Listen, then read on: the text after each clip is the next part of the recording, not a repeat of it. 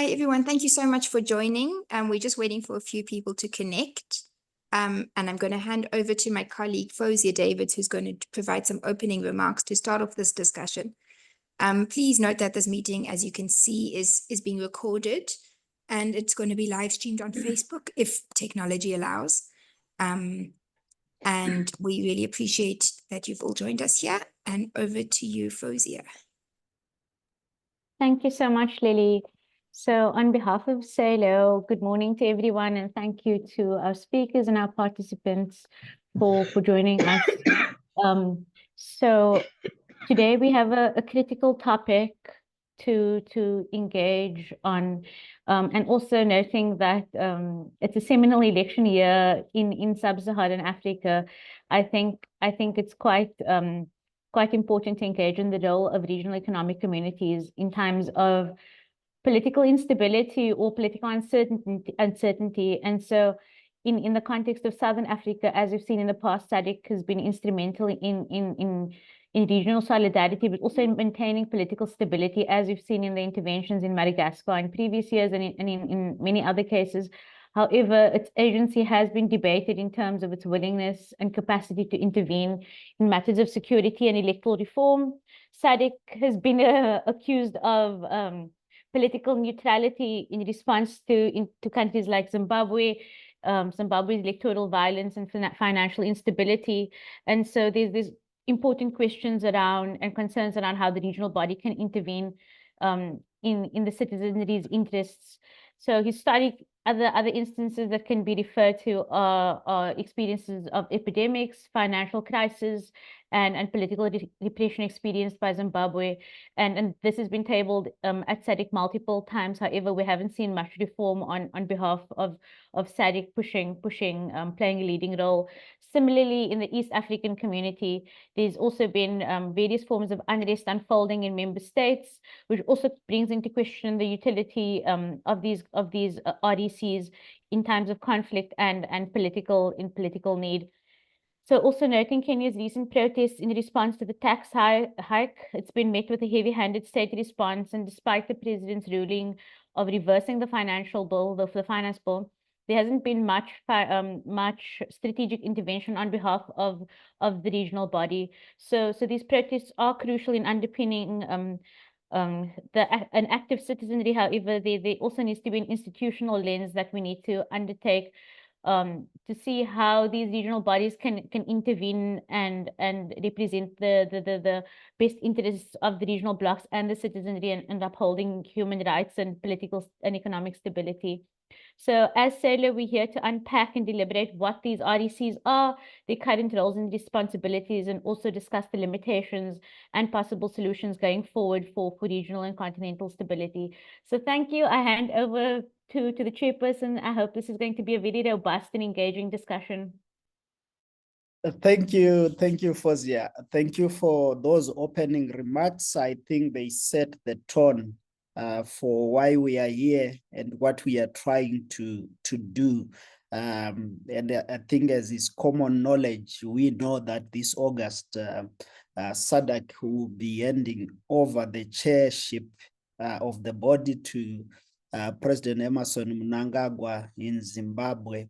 And of course, this is in the context of a heavily disputed 2023 election, which SADC has issued through its observer mission, a report that was scathing and clearly highlighted that Zimbabwe fell short of meeting the local standards as set by the constitutional framework, but also the regional standards on elections.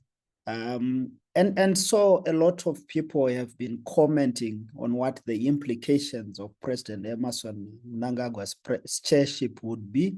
So as Fozia has articulated excellently, we are trying to unpack some of these things in terms of the role of SADC in the context of where Zimbabwe is and what's happening inside Zimbabwe. I think we know that these past few weeks have been hectic for activists, for opposition political activists, with over 80 arrested and being denied bail over time, but also with clear uncertainty in terms of what the political future of the country will be. And we saw in Kenya in the last few weeks, massive uprisings, young people taking onto the streets, unhappy of what has been happening. But Zimbabwe's history and Kenya's history in terms of politics have almost been closely twined. The levels of violence that we have seen.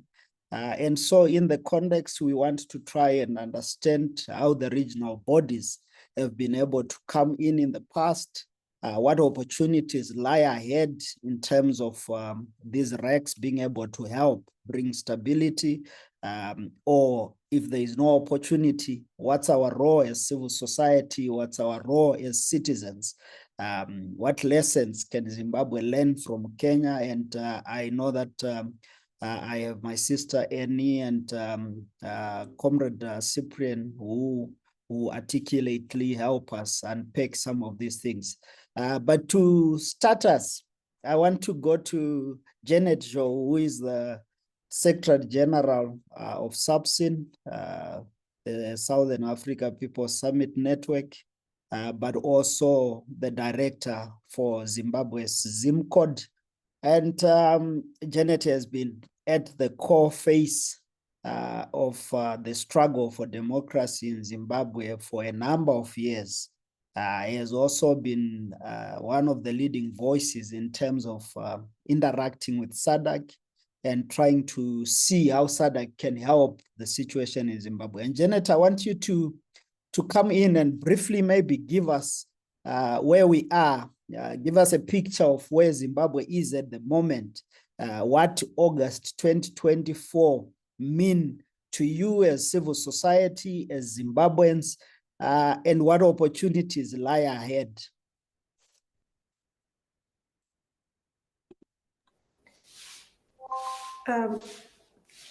Thank you very much, Munjozi, for this opportunity, and welcome to colleagues, comrades from all across the region who are joining us for this very important conversation. And I am here representing the Southern Africa People Solidarity Network, as has been introduced. And this is a network of social movements, communities that faced with many challenges and daily lived realities of the difficulty that they keep on facing as a region, but also at country level, and looking up to leadership in terms of addressing the crisis that the region faces. And locating the takeover or the handover of the chairship to Zimbabwe, and what this means for the people of the region, but the people of Zimbabwe as well, is really difficult in terms of unpacking, activating or stimulating hope amongst the citizens in the region.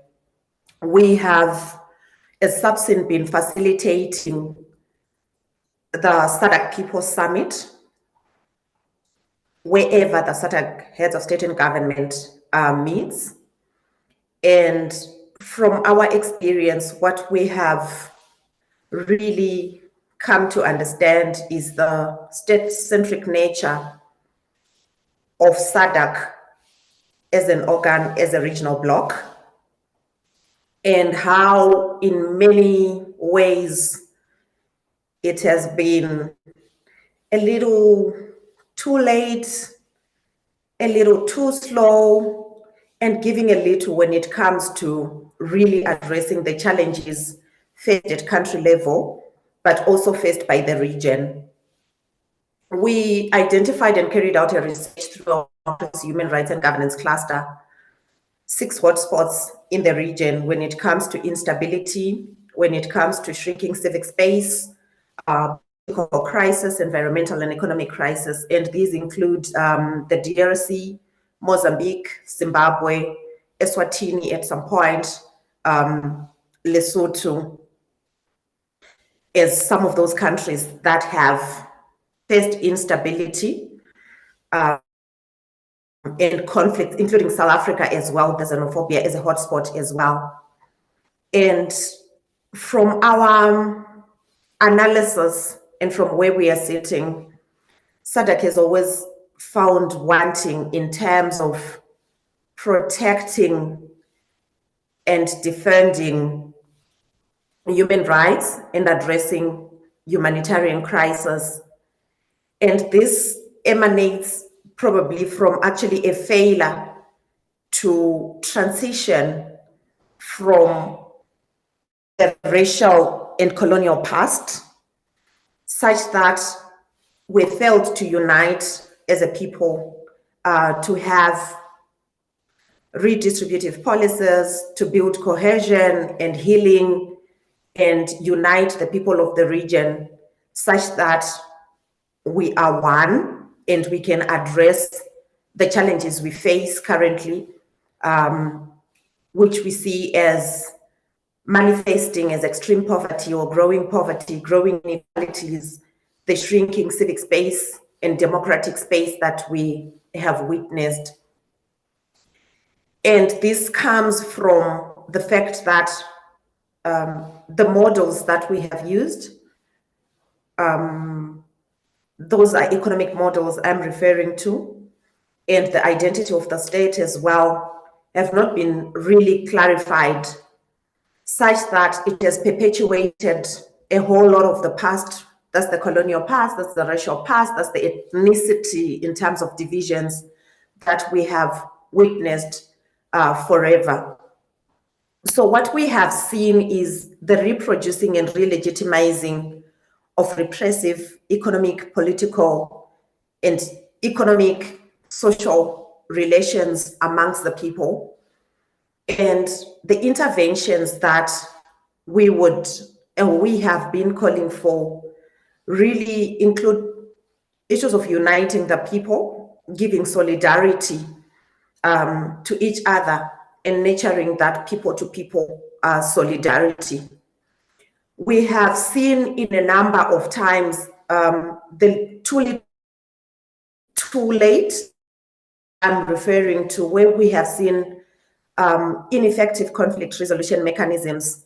Whichever chairman is at that particular point in time, there has been failure, even by the organ on politics, defense and security cooperation, to really address some of the challenges that we have seen in the region. And we could give an example of Mozambique, the northern Mozambique, the Cabo Delgado crisis and conflict that we saw, and the intervention that then came, which is intervention we were not looking forward to in terms of really allowing the region to get in with supplies to deal with the humanitarian and the human rights crisis, and not a rainstorm of bombs and bullets.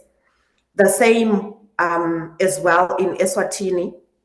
We've seen the same in Zimbabwe, where, for example, the army has been unleashed on the streets and against citizens. We have seen it with the persecution and the use of the judiciary in some of these countries, of activists, of political figures, especially from the opposition political parties. We have seen the same in the DRC. So all the hotspots that we can think of, what we have seen is the ineptness in terms of the SADC region in addressing these challenges. And the coming in of Mr. Mnangagwa as well does not really give us that much hope. We've seen him being as well even the chairperson of the organ, and the challenges we have faced in some instances he has actually presided over them, called on extraordinary meetings. We saw a fact-finding mission, for example, in Eswatini from the SADC, but nothing really done. And up to date, we even have activists and people like civic leaders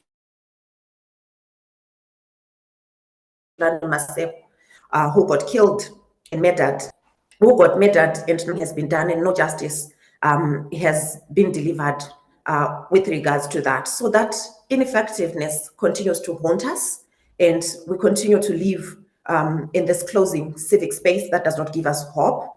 And the second thing is really around addressing this issue of the preservation of sovereignty and how SADC has held to this standard and value at the expense of making decisions that protects human rights, that ensures that citizens live better lives and improved standards of living. We also, not especially because we are having this conversation and we saw and learned a lot of lessons around COVID-19, and the issue of regionalism and nationalism are really key issues when it comes to really inward looking and addressing our issues as well as countries and not as a region, and that thwarting any efforts of regionalizing our conversations, our struggles, and then giving each other support, cooperation, and solidarity at the SADC level when it comes to governments and when it comes to the issue of leadership. And that really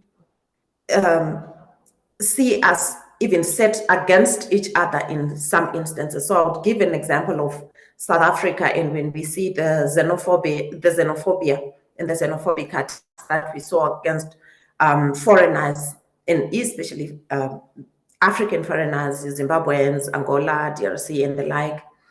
And this really emanating from failed as well policies to deliver to the people. And then we are set against each other and nothing is done, and we all look inward when it comes to the issue of leadership. The other point is really following up on decisions and commitments.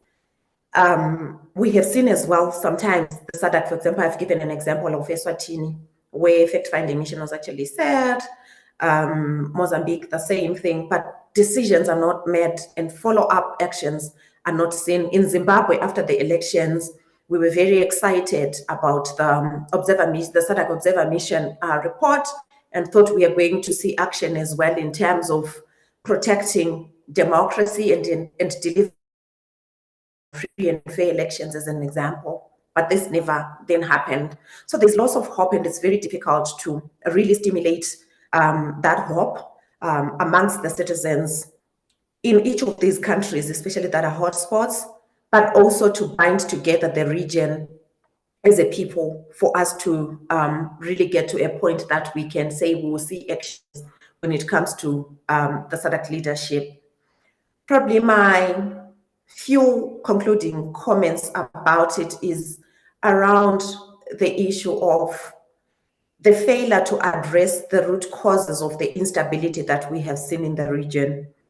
And these include the lack of redistributive policies when it comes to national resources and natural resources that have exacerbated poverty, that has exacerbated displacements, that has exacerbated very violent takeovers by huge and mega investments at the expense of communities and people as livelihoods, talk of livestock, talk of the precarious nature and living standards of women, girls, boys, rural communities that are displaced. And we have various examples from the region where the outcry has come from communities and from the people that are impacted, but nothing done by the region. The inequalities that we're talking about that cuts across those that are closer to the center and those that are far away from the epicenter. So those relationships continue to exist, and they continue to cause the instability and the time bomb that we actually sit on without addressing some of these challenges. Now we also have the issues around environmental degradation, climate change, and the misgovernance that we continue to see that have not been addressed, and that continue, and that will continue to haunt us and cause the instability that we see. So we really do have a challenge. And while at the government level in Zimbabwe, coming to August 2024, is very excited about assuming the role of being the SADC chair, I don't think these challenges will really be addressed. We are actually facing many challenges within the context when it comes to the space for civil society to operate.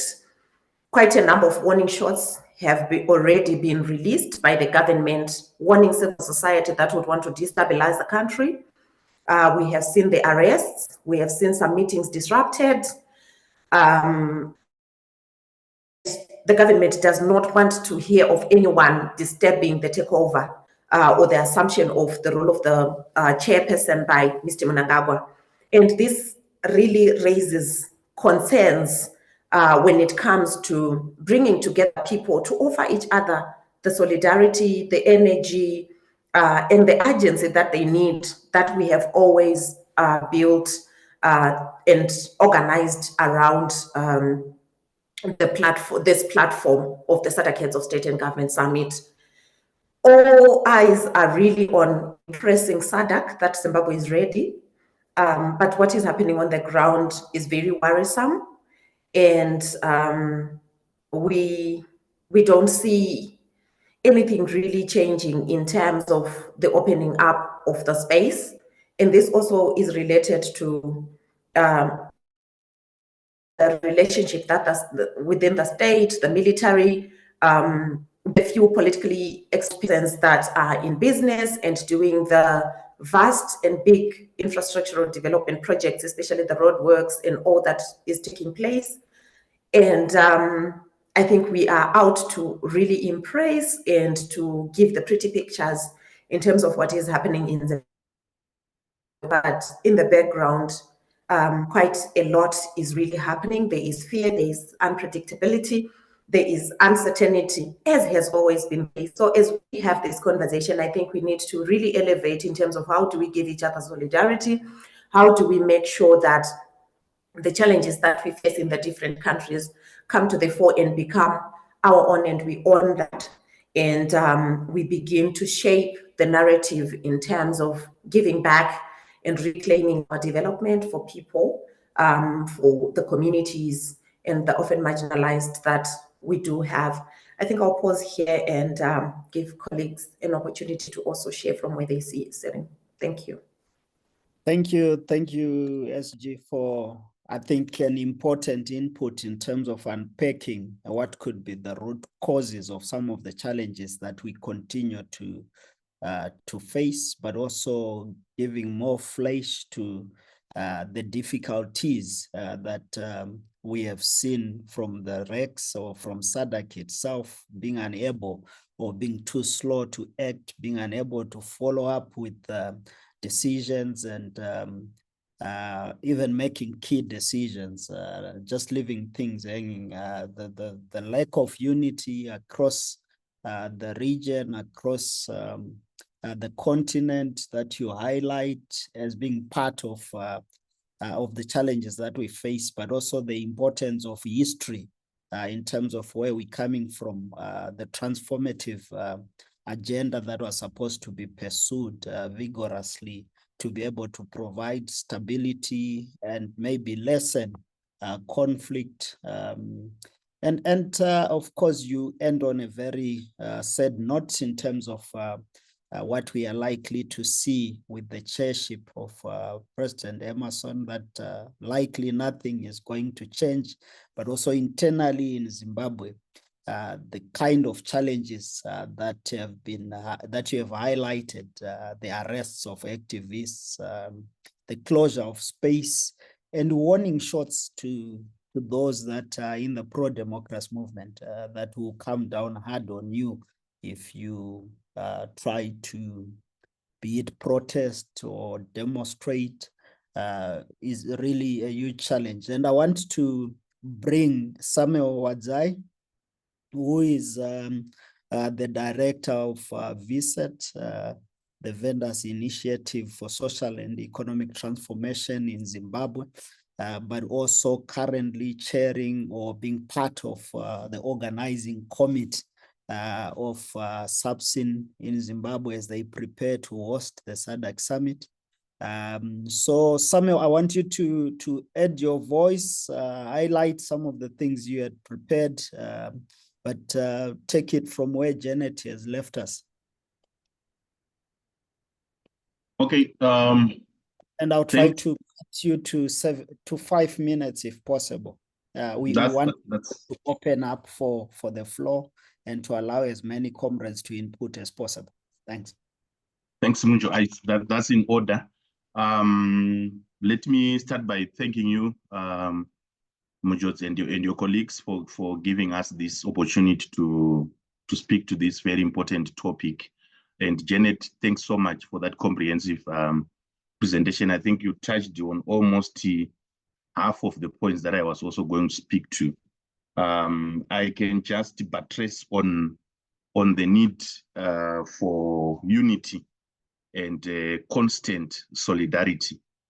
I think one of the biggest challenges that we are facing, especially as players in the civic society movements, labor movements, and other important platforms, is to over-rely on politicians. Look, politicians, they engage in politics because they want to attain power. So we continue to give the example of what happened in Zimbabwe after the elections, where we had an adverse report from SADC. I think as citizens, as Zimbabweans, we over-relied on politicians and waited for politicians to raise their voice or to take the lead. I think after such a report, it was supposed to be clear to every citizen in Zimbabwe that this was an opportunity for us to be heard. It was an opportunity for us to mobilize, to speak with one voice and say, for the first time in SADC, we have had a brave, SADC observer mission giving such an adverse report, and we were supposed to play our role as citizens. So I think, yes, we can look up to politicians because of the constituents that they have, but ultimately the people that want change are us are the citizens. Where were we? I think it's a big question that we can ask each other. I know there were efforts that were done by some other civic society organizations to engage regional leaders, regional players, but I don't think our efforts were as consolidated, as inclusive as they were supposed to be. Because for us to be able to have politicians listening to us, we also have to be very, very organized. So I think, just to add to your point, Janet, I think we also lack the agents in terms of ensuring that we continue to mobilize the citizens. Then, with regards to the REs, Cs, I think they continue to play a very important role. These are institutions that were created to ensure that we safeguard the interests of the citizens of the different countries, to help countries to navigate challenges that they will be having during different epochs in their histories. So they continue to be very, very important. But again, it is up to us as citizens to ensure that we utilize those platforms and be able to tell our story without any prevarication. I don't think we have managed to do that, especially the SADC region. I know there is a lot of talk about, the leaders protecting each other and so on. But if the people decide to unite and speak with one voice, I can assure you, politicians will run away. So I think there's still a lot that we can do to ensure that we utilize these platforms, because they remain important. Even if we are not happy with the way that they are doing things, I think it's up to us to re-strategize, to sit down and explore new ways of engaging them, so that even if it is a liberation movement narrative that is being propelled by these leaders, we can bring in economic emancipation, economic remodelings, so that our youth are able to benefit from some of the things that are offered by RECs. So I will say that in the context that we are as SADC, civic society, to me, remains a very, very important player.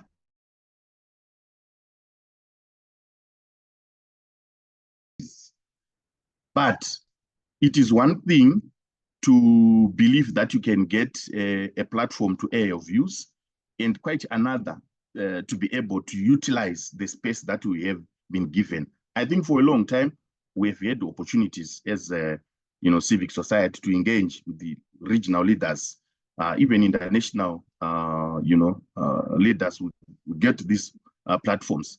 But have we utilized these platforms to our advantage? I think there's a lot that we still need to do. There are a lot of opportunities that we've missed before, but I think moving forward, we can really sharpen our strategies and ensure involvement of all the critical players. Then I also raised the issue about the involvement of young people in our mobilization and advocacy interventions. I think we saw what happened in Kenya. I think the movement was built around the convergence of the thinking by young people. I'm not so sure if we are failing to mobilize young people, or it's only that the young people don't have the agents, but I think they have a role to play. And if we are serious, as some of us who have been seasoned players in civic society, we need to be starting to look at how we can groom young people to be playing a central role, in identifying these spaces where we've been airing our views. I know I'm not saying that there are no young people that are showing agents. We have a lot of them across the region. But what are we doing as players that have been there for a long time to assist the young people so that that space is there and that space is clear for two? So I think in a nutshell, my point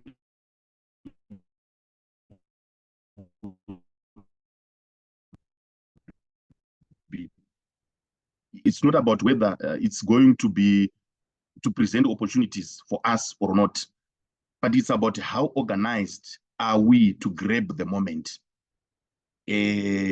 Civic society should continue.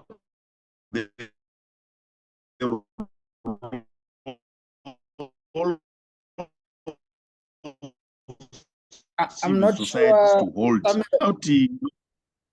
I'm not sure if it's your network or it's my network, but you are breaking a lot. Fozia, is it me or it's Samuel? Yeah, I think it's Samuel. I'm Jyoti. No, it is. Is breaking. Okay, so okay. Samuel, let's. Can you hear me now? Okay, maybe as you round up in the next minute or so. Okay, so as a parting shot, I would say that our role as civic society is to continue to push, is continue to unite people around common interests. And this can be economic, this can be political. We don't have to leave anyone behind if we want to build movements, that can be sustained and be able to deliver for our people. So the SADC People Summit is an opportunity again, especially for Zimbabwe, given our circumstances. But we need to do more to unite the people so that we can push our aspirations to their logical conclusion. Thank you so much, Monjot. Thank you so much. I think an important point that we need to be more united as civil society and to show some urgency in what we're doing, but more importantly that we might not get things as easily as we would want from the regional bodies, and we must be able to, from the way we are organized, claim some of the spaces that would naturally not come to us. And I think those are is a serious indictment on civil society, but also a serious challenge on what really, as you characterize politicians as people that organize themselves for the purposes of power. We would want to think that there is something more to politicians than just grabbing power. And if that's the case, then we need a civil society and society to really confront that huge challenge. And I think you put that quite clearly. I want to move quickly to a more local scene and bring in Marvelous Kumalo, who is the spokesperson of the Crisis in Zimbabwe Coalition. And Marvelous, I think Samuel ends where I would want you to start from. He sort of indicates that as civil society, you are disorganized. You have failed to take opportunities in terms of pushing SADC and pushing the Zimbabwean government to really keep opening the space. But when opportunities have presented themselves, we were unable to really take advantage of that. I want you to start from there and give us a sense of where you are as civil society in Zimbabwe, and quickly get to what you are doing as you prepare for Zimbabwe's chairship. What opportunities do you see?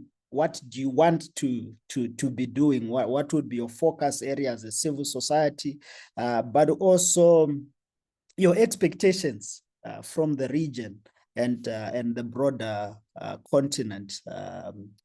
Yeah, I think if you briefly touch on those things in 5-7 minutes, that would be good. Let's do 5. And colleagues, even as Marvelous is coming in, we have the chat to be part of the discussion. Let's put some points, let's react as people are giving their input, but also let's prepare some remarks for when we open up to just be able to come on board. Marvelous. Thank you, Comrade Munjodzi, for the opportunity.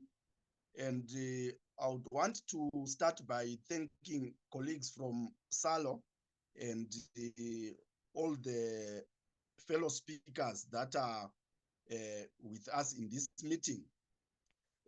Firstly, I think Samuel and Janet said a lot concerning what we have done as civil society in Zimbabwe, that we have had a tendency of over-relying on politicians to solve our problems, yet the same politicians are the ones that created most of our problems that we are in as a country.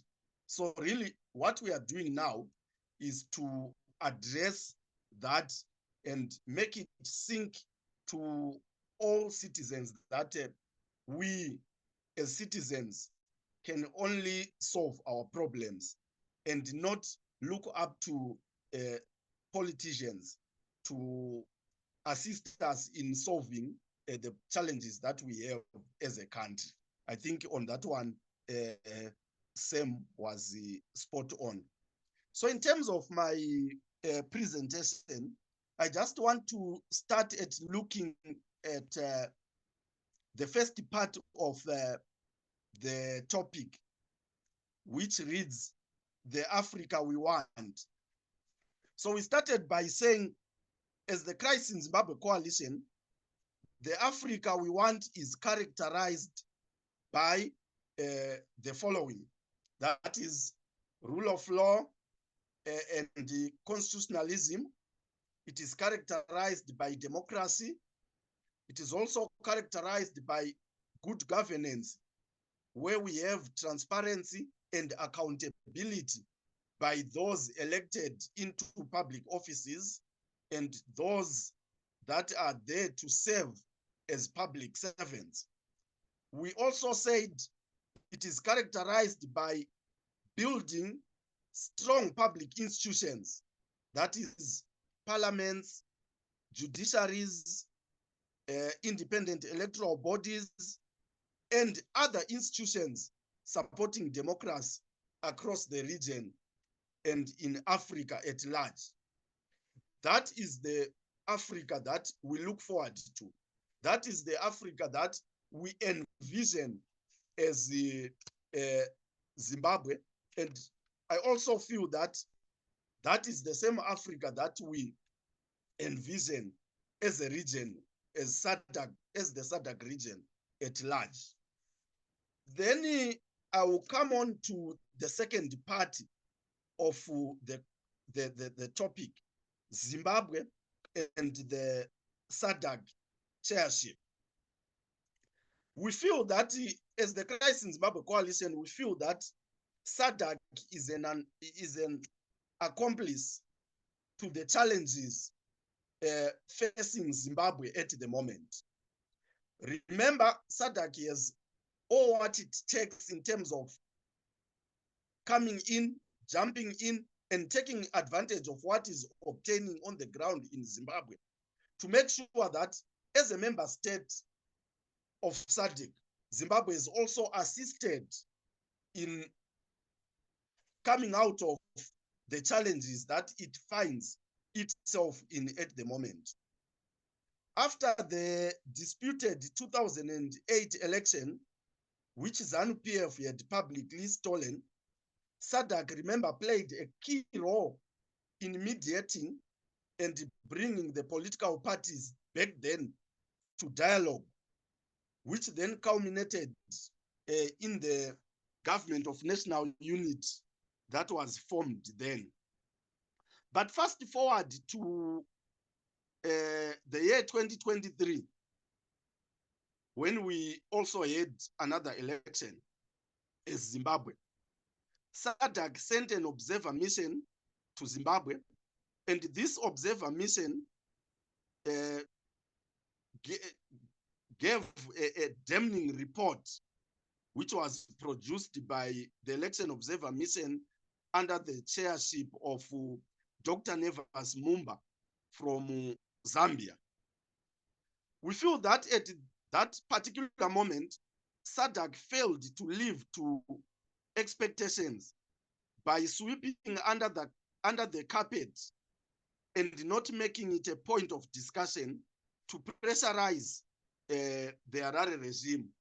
We feel that SADC should have stepped in and made its own report, its own election observer mission report, a point of discussion, which would have shaped the way how SADC will deal with Zimbabwe, and then pressurize the Harare regime to address the challenges associated with the 2023 election.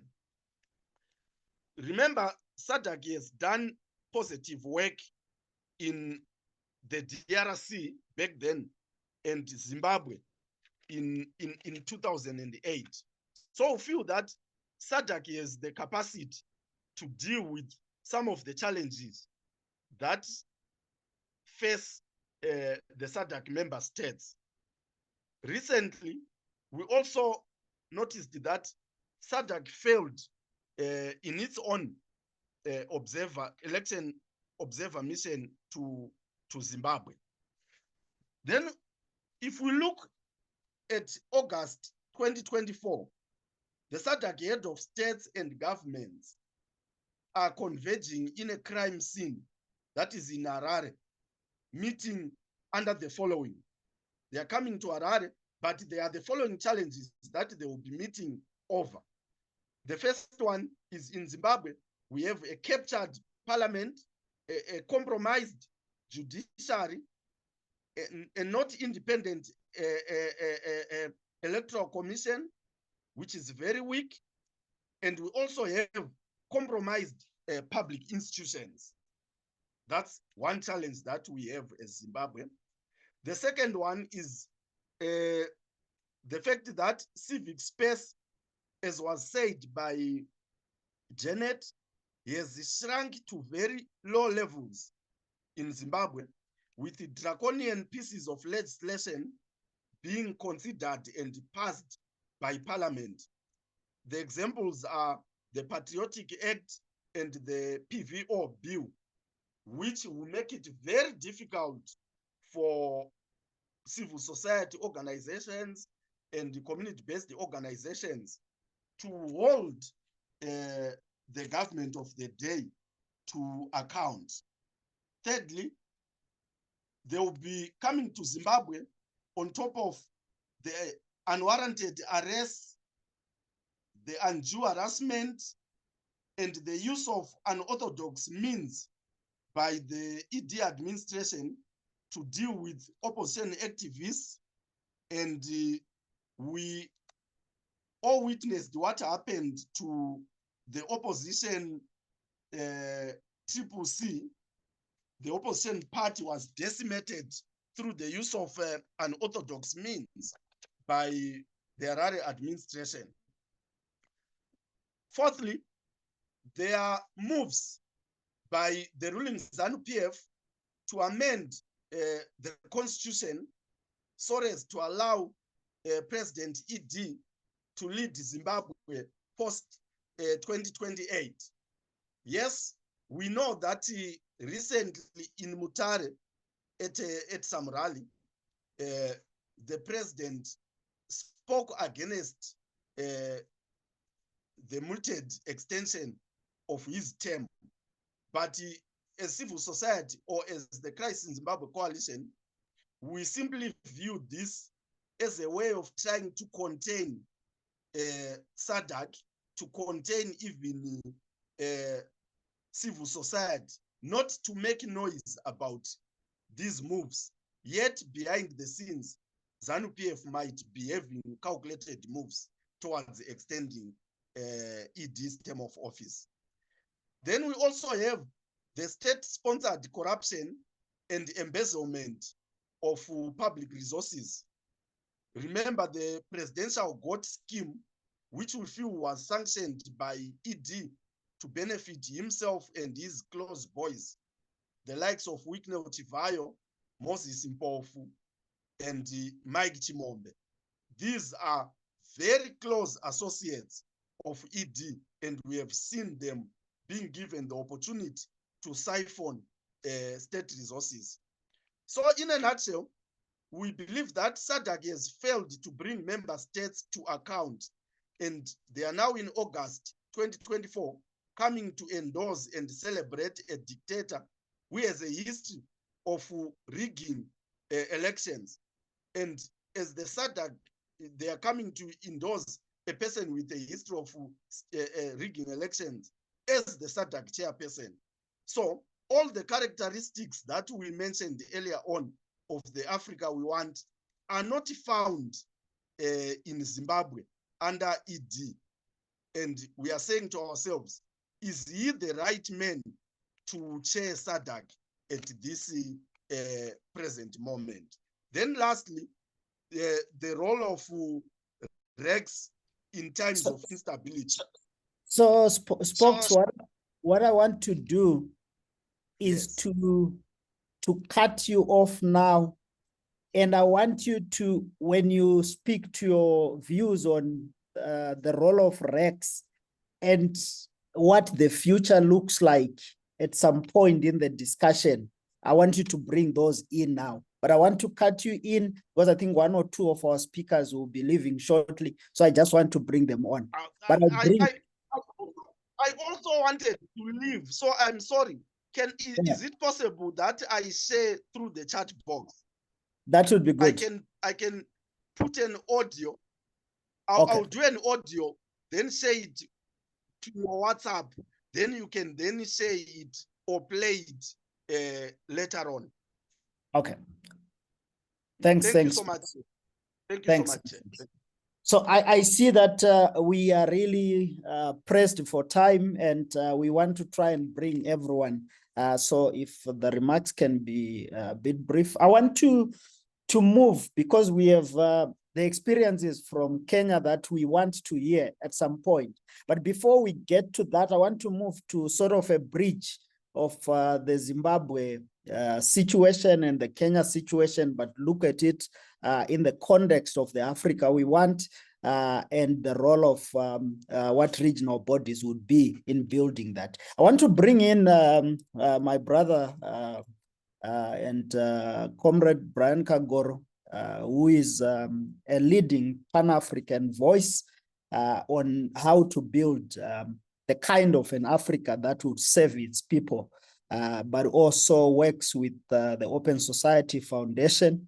Comrade Brian, I want you to come in and help us unpack this topic. Are we closer to the Africa we want? If not, how do we get there? Your views on the Zimbabwe situation, the Kenya situation, and the role that the regional bodies have been playing and what they could do more. I will try and be very brief. But let me start off by saying there are two contradictions in the air. The first contradiction is Southern Africa is the region of liberation movements, but it is trailing West Africa in terms of liberatory politics. And this in part, I think, is the crisis, right?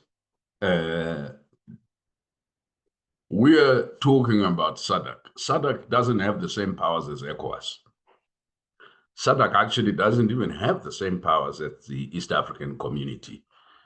I have not heard anyone over the last couple of years talk about SADC reform, making SADC a proper intergovernmental body.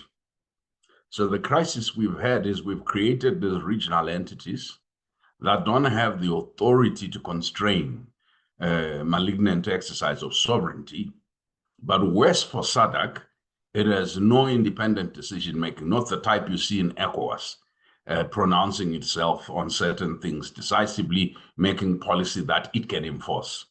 SADC is an interstate NGO based on its current protocol. And unless that changes, you are going to have this challenge where, if you think about the current moment, there is a pervasive legitimacy crisis across SADC.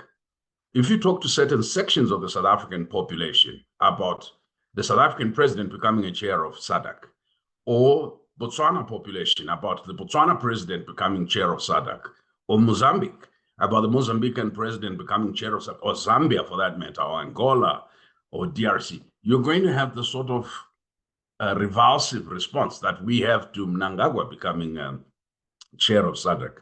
So there is a broader people-to-people question about the legitimacy, illegitimacy of the state elite, or the political elite and the economic elite in this region.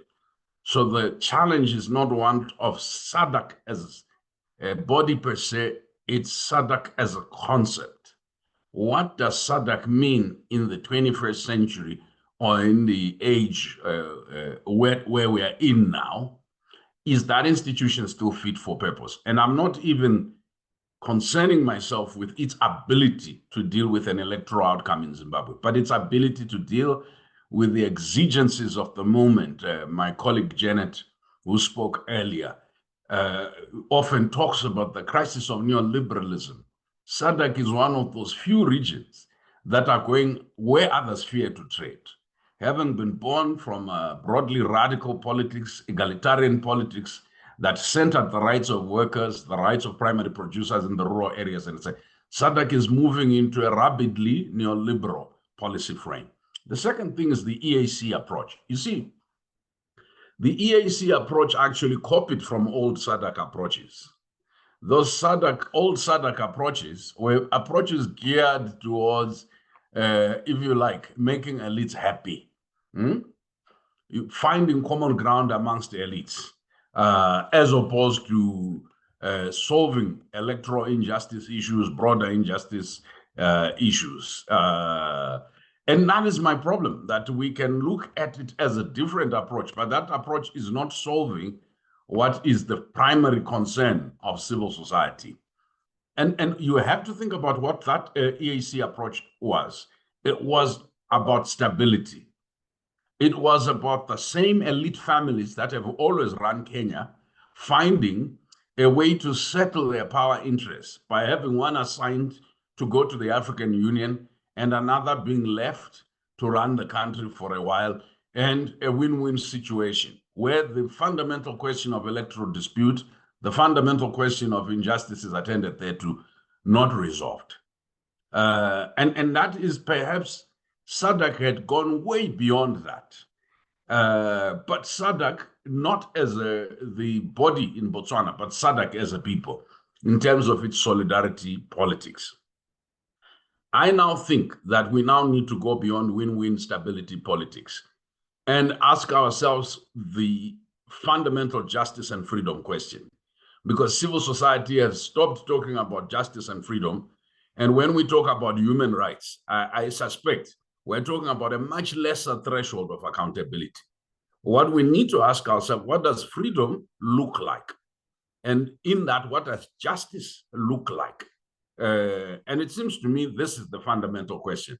It's a narrative question, it's a framing question. And it's a question that joins South Africans who feel aggrieved because Zimbabwe is badly governed and its people have to come to South Africa and compete for the scarce social, economic and other resources. And there is a challenge, of course, with Afrophobia, that South Africans having experienced apartheid should not be resorting to that. But I think there is a fundamental question we have to address, that the question of a collective consciousness of what is justice from political systems, what is justice from economic systems, which reciprocally produce the sort of misery we see. We worry about elections and electoral outcomes, but the Zimbabwean workers have been experiencing a system of gross and grave injustice since the late 80s into the 90s, as a result of structural adjustment programs, as a result of hyper-informalization. And it is this hyper-informalized people that are pursued by a very extractive state, a predatory state, and a violent state. We are managing poverty through violence, which takes me to what I think is a problem. Part of our response within civil society is because Mugabe uses Pan-Africanism, Ramaphosa uses Pan-Africanism, Mnangagwa uses Pan-Africanism, and they use seemingly left rhetoric. What has happened in civil society, in order to show that it is not the same as these people, has, instead of occupying the terrain of ideology and arguing for more egalitarian economic policies and political culture and etc., posited itself as being anti-Pan-Africanism, and subconsciously that becomes an anti-Black politics. So it seems to me that other than Janet and a few other people, the non-ideological approach to what are structural challenges that manifest through poor leadership and kleptocracy is something that we need to address. I think what Kenya, the current moment of Kenyan protests show us, is our civil society was not mobilized around an election, but mobilized around structural questions of the economy, of economic policy, and what affects people, and where states and international institutions collude in order to exploit people. So these are not protests over in support of one band of domestic political elites or the other. And that seems to be the problem in SADC now. Mobilizations around supporting personalities, most of whom are on the same ideological side. So it seems to me that we actually need, in reorganizing civil society, not only address what somebody, I think it was Janet and then later on Samuel and later on Marvelous, about this over-reliance of politicians. Actually, it's over-reliance on party politics and party political personalities. Is what are the aspirations of citizens? And so that when we critique kleptocracy, we don't see it as the structural problem, but we see it as a possibility, something made possible by the certain structural questions within the economy. So the de-intellectualization of the political space, de-intellectualization of civil society now needs to be addressed. And lastly, state-society relations need to be reimagined. I think, and we need to reimagine society, political party relations. A lot of the problems we face is that civil society aligns itself with ZANU-PF, aligns itself with CCC or MDC, aligns itself. the independent corridor called civil society, that is the courage to hold Triple C, ZANU-PF, and what other political party to account, no longer exists. They are now stipendiaries, appendages, apologists, or followers of particular person. And that's quite separate from civil society, people being members of these political parties. The civic space must retain for itself the robustness in order to hold and constrain both corporate and political power. And it seems to me, therefore, that we need to grow beyond the idealism of the 1990s and 2000, my generation. We are in a new moment marked by, I think, very unpredictable politics, very problematic manifestations of global power, very problematic, I think, incursions and encroachments onto sovereignty, very problematic utilization of big money to interfere in local politics, very problematic recolonization processes. So the system, both in its global nature and its regional and national nature, cannot be fought by a civil society whose understanding is constrained, but whose tactical and political approach is constrained. Because it also means that civil society is unable to build a much bigger global and transnational solidarity around the structural questions of opposing the system and its local stipendiary or its local high priests, the thieves that we see in our government. So I would just urge, what we see in Kenya is how ideological mobilization around a structural economic issue unites people across tribe, across political party, across generations. And perhaps that's a takeaway for us, that if we want to unite across our political differences, we have to find the common things. Thank you.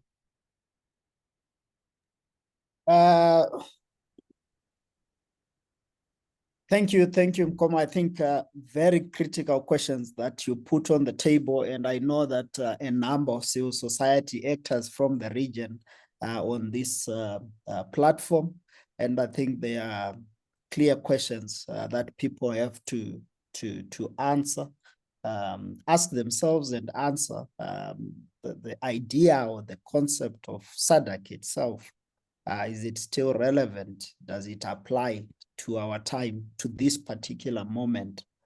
If it doesn't, what is to be done?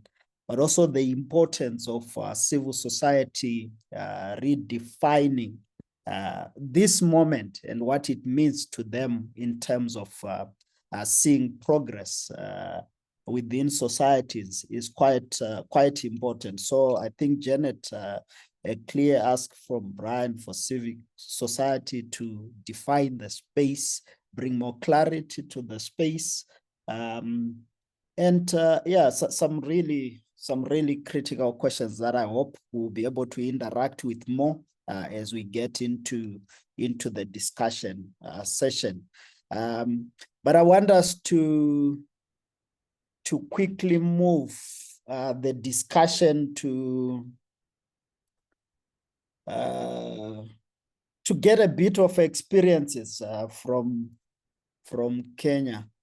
And we know that, as I said earlier on, and as Fozia had already highlighted, we know that the experiences from Kenya are not so different from the challenges that Zimbabwe has faced in the past in terms of political violence, results being contested, massacres or killings of activists over the years, a government of national unity at some point.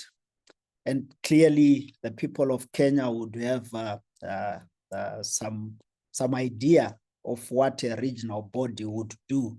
And so we want to tap into that experience, but first to hear what the moment is like in Kenya at the moment, and hear what lessons can be brought to Zimbabwe and the Southern Africa region in trying to build the Africa we want. And I want to bring Annie Katurima to one of the leading voices, women voices in Kenya, and some of the people that are seeing exactly what is unfolding at this particular moment is led by the Z generation.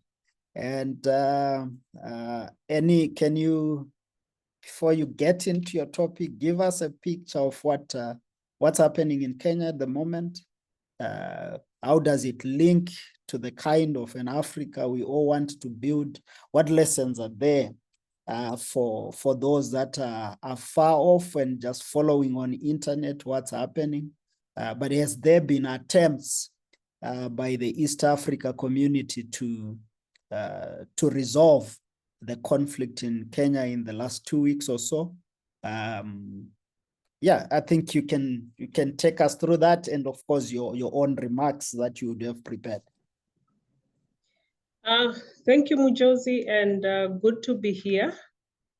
Maybe let me start with where things are at currently, and also rallying on the previous speakers and what they have shared. Currently, Kenya, where we are at, we are grappling with what we are calling the GNZ protest. What brought us here, or why are we here? As Brian has correctly put it, together with Janet and the rest of the speakers, is that these have been years of things remaining the same and hoping that things will change at some point, and knowing that the younger generation, as it were, the ones who were born in the late 1990s and the early 2000s, who are called the GNC, I've been seeing all things. Come elections, same things happening, and maybe even worse than we have seen before. And then the electoral justice part is never taken care of. And then all we are told after every election cycle is accept and move on. So people have continued to accept and move on, but now it reaches a point whereby you cannot accept and move on anymore, and now things come out to play. And as Brian correctly put it, is the issues of elite which have continued to play and have continued to come to the fore on the issues that have been affecting our country. They have reached a boiling point, so that the young people. And when I say the young people, these are the people who were able to get the free education, as it were. So it is a generation that is already, I can put it this way, it's a generation that already knows what is happening. It's a generation that is well advanced in terms of education. Some of them are highly, highly educated, but because lack of opportunities, because of either corruption, because of lack of opportunities, they're not able to get the jobs that they're supposed to look for.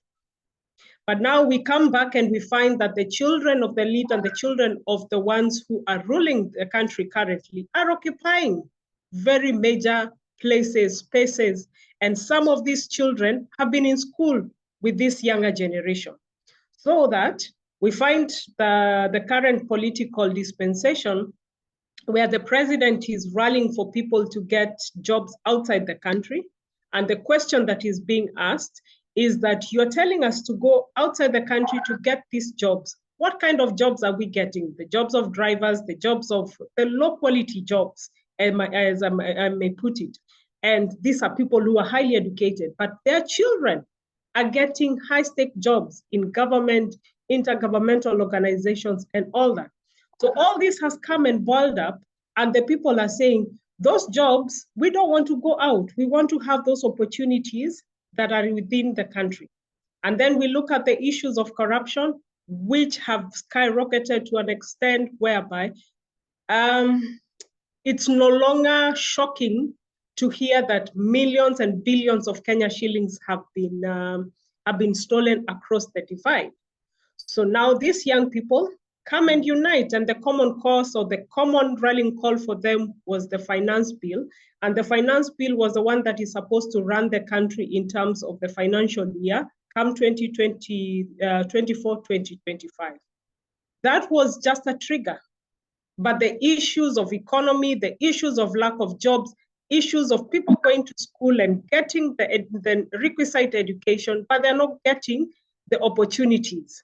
So that is where now the boiling point came. And the beauty about the protest is that these young people do not come along any political line, along any ethnic line. They're just coming out and saying that we want to live in our country, want equal opportunities for all of us. And that is where the rallying call has been. It has caught the political class by surprise, because the Kenyan politics over year in and over out, it has always been about ethnicity. It has always been about politics.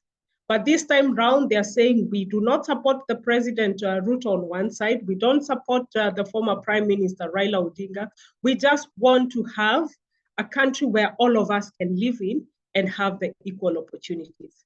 Coming back to the East African community, a political confederation that is supposed to work for all of us, but currently we have not even seen any statement from them in terms of what is happening in Kenya. And if maybe I may put it, because of the political leadership changes that have been happening, this is where the former Secretary General of EAC now has been absorbed by the Kenyan government as the ambassador designate to Russia. So now we have a new Secretary General, and I think she's not even 1 month old, so she's trying to grapple and maybe understand the intricacies that come with the political configuration.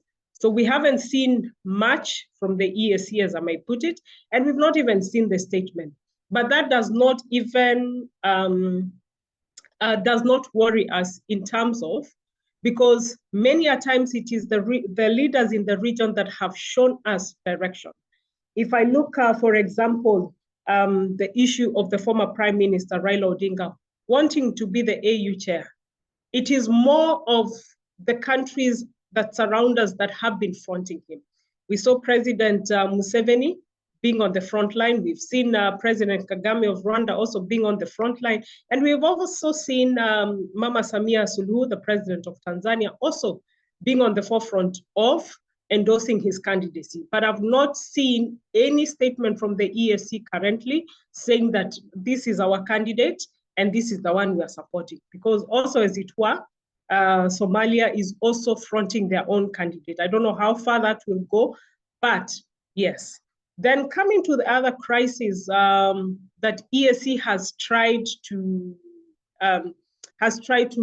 mediate, and we have not seen them strongly. If we go back to the post-election violence of 2007, 2008, apart from the statements that came out, but still the people who came out in strong strongly to condemn and also mediate the process were the presidents within the EAC. And I remember President Kagame, when he came to Kenya in 2008, and his statement was, if Kenya sneezes, the EAC region catches a cold. So what did he mean? That if this violence does not go unchecked, then it will escalate and even go to the nearby countries. And for them, they were like, we need a steady and a steadfast country of Kenya where peace and tranquility is for them all. So for the EAC, they have not been so much on the forefront, like how we have seen ECOWAS come out when issues and crises happen in different countries in the region. And sadly, I've never seen EAC suspend any of the member states because of anything that has happened. But remember, the EAC region has the highest number of conflicts, if I may put it. The Horn of Africa, the way it is, we have seen a lot of conflict in terms of electoral conflict. We've seen the resource-based conflict, but EAC has not come out so strongly to either condemn or either even being seen to mediate on the process. But this one, I have seen the different leaders come in their capacities as the presidents and also as the member of the EAC. Maybe that's what I can share for now. Thank you, Annie, for those remarks. I mean, getting us to understand the root causes of some of the challenges that we have seen the conflict rather we have seen in the past few days in Kenya, and the composition or the form of the protests, what young people are demanding, and interesting to hear. I've heard these remarks over time that the young people that are on the streets seem not to care about the tribe politics or political parties, but just demanding clearly what Kenya must be in terms of its outlook, and that it should be able to serve its citizens. And I think that it's been a motivation for a lot of young people across the continent that you can formulate and demand the kind of a country, the kind of a continent you want, and that it's your country too, as young people, that there is no one who belongs more than the other, that you have a fair share of what that country would look like. So it's good to hear, but also important to hear you talk about the role the Eastern Africa community has played as a bloc, and the similarities are striking between that bloc and SADC. And I would guess it would almost be very close to the rest of the blocs across the continent. And so the questions that have been posed earlier, I think, come more strongly on board.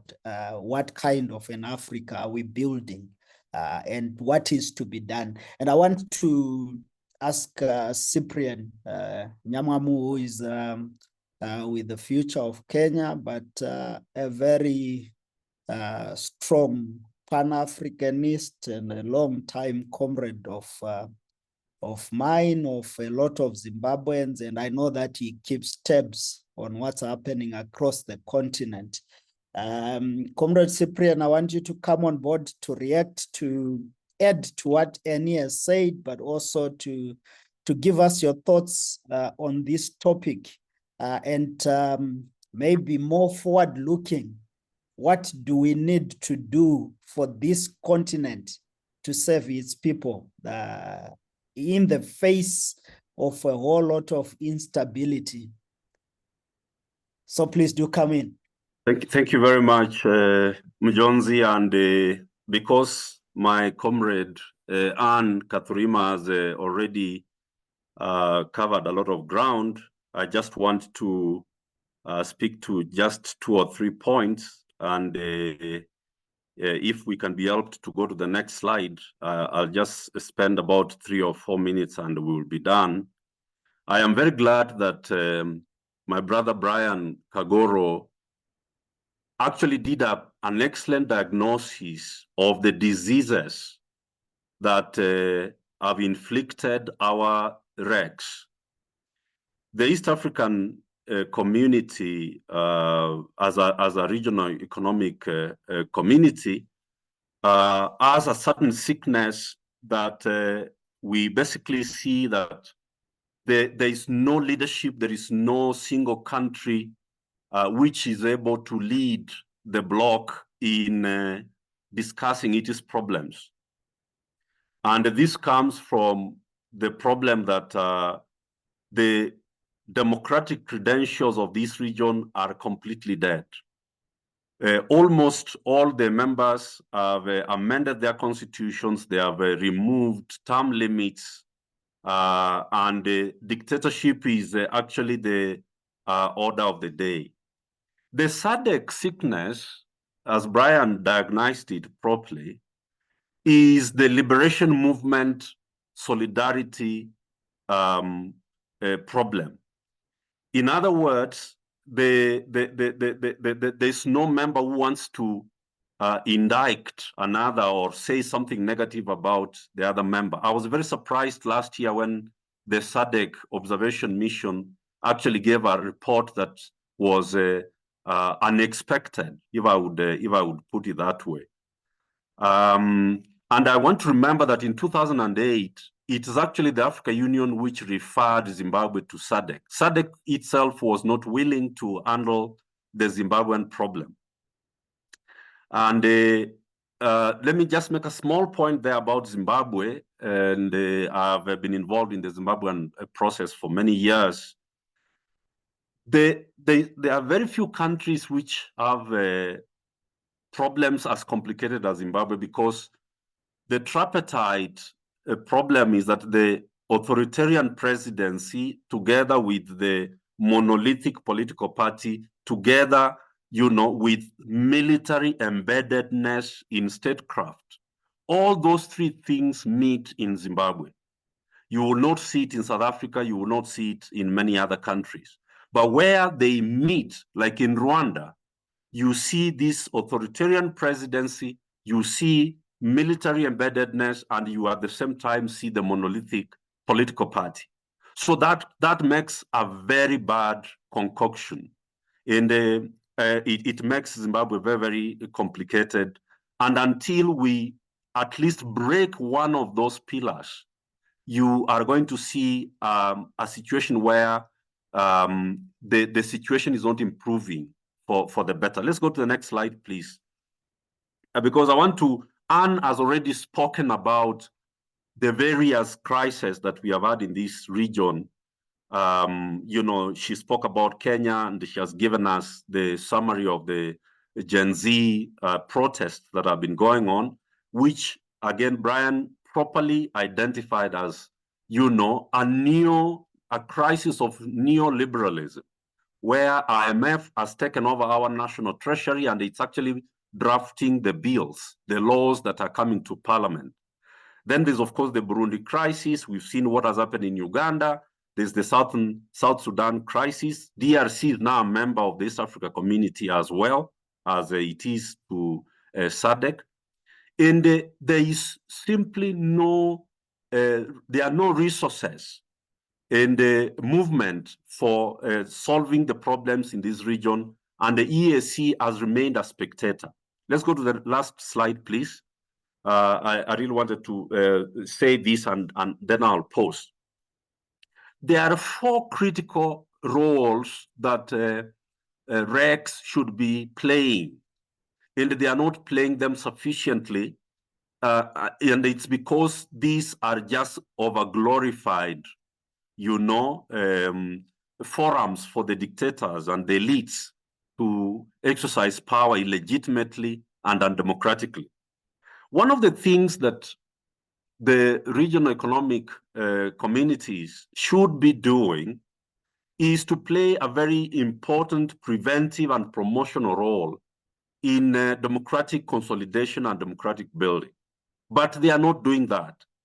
They are not doing oversight. They are not reporting members when they do not meet their obligations.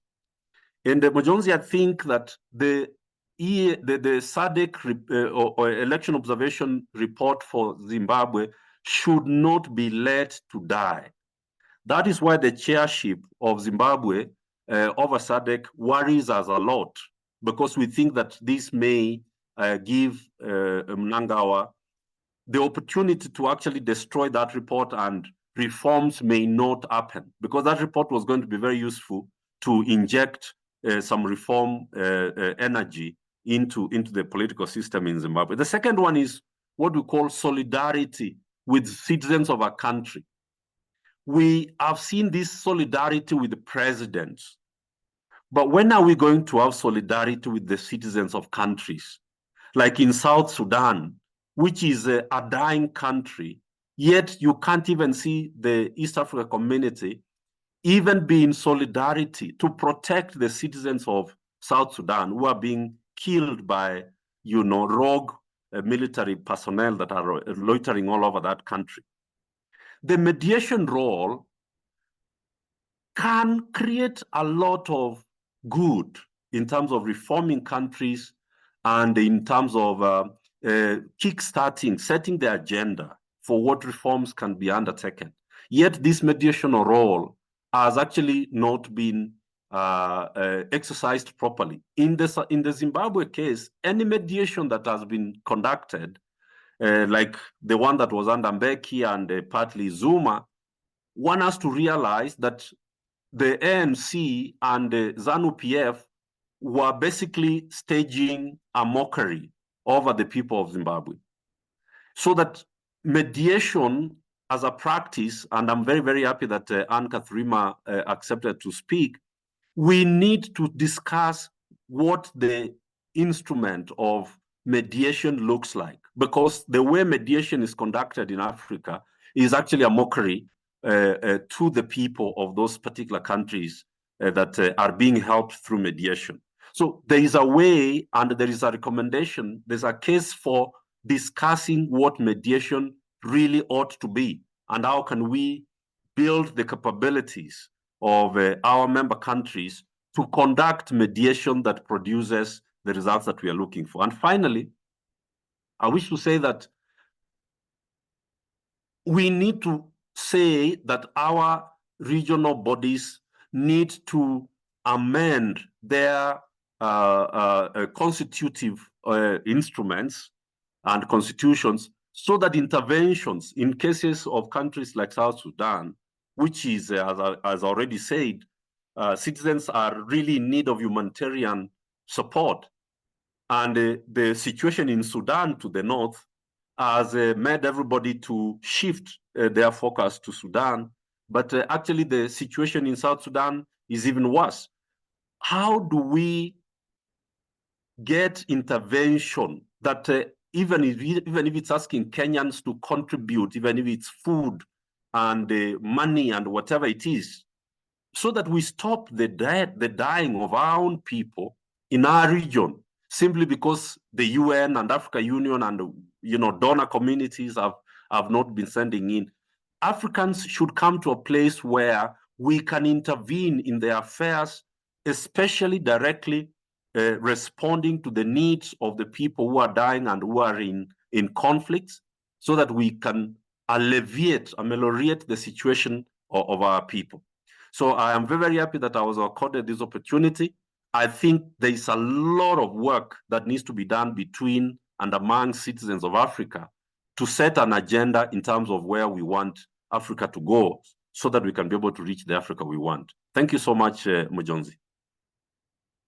Thanks, Cyprian. I think succinctly put and very clear, I think, in terms of the challenges, in terms of what has to be done, but giving us a clear picture of what our regional bodies should be looking at. And I think from your input, it's clear that there is a lot of work indeed that has to be done if citizens are to help in the shaping and building the kind of an Africa that we want. And this is an Africa that is able to respond to the challenges its citizens are facing in the 21st century, and really give a future to the young people that are coming, that this continent will serve them properly. And so thank you to all the speakers. Thank you, Cyprian. Thank you, Annie, for the inputs. It's good to always connect and know what's happening in countries like Kenya, because ultimately you begin to see that our struggles are not so different. The challenges we face are common. And until we begin to properly build people-to-people solidarity, and begin to work together, it becomes difficult to overcome these challenges. And so thank you, comrades from Kenya, for those inputs and for putting us in your confidence in terms of what's happening, but more importantly, enlightening this discussion with the experiences. I want to quickly move to my brother, Ringisai Chiko Omero, who is with the Institute for Security Studies, to just respond to the rich inputs that we have had from the speakers and take us to the discussion points. And I want to welcome all of you to really prepare questions, prepare reactions and inputs. It won't be very long. So we'll take maybe 4 or 5 people that are ready once Ringi is done. But Ringi, can you come in and respond to what we have just heard and help us get more clarity in terms of what opportunities do we have to really make the Zimbabwean situation better, the experiences from Kenya in shaping the kind of an Africa that we should all be aspiring to build. What can we do? What should we be doing? Thanks, Mjohns, and really many thanks to the panelists who have gone before me for such rich input and insightful deliberations. I think a few things that I picked in the discussion and overall in the work that we are doing, one could say there are 4 things where we need to start. The first one is consciousness. The second one is how do we set an agenda? The third one is how do we identify the kind of common threads that are happening in the different countries? And then how do we begin to speak to each other and with each other, not above each other? I think the dynamics that are at play at the present moment is that there has been some level of depoliticization, especially in the Southern Africa and in Zimbabwe mostly, some level of desensitization and some level of disengagement, where because of the daily survival needs that the citizens are engaged in, it becomes very difficult to engage with the broader issues of governance on a daily basis when you need to survive, when you need to find yourself, what do you eat, when you need to find how do you secure your own future, you don't have any social security, you don't have any backing of that sort.